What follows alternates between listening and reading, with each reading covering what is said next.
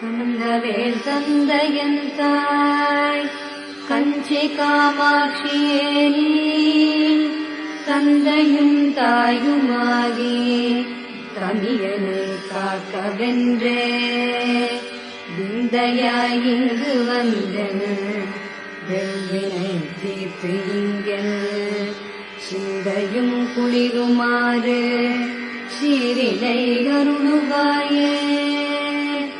வருகவெல் குடியை காக்க கஞ்சி காமாட்சி வருக வருகவெல் மிடியை நீக்க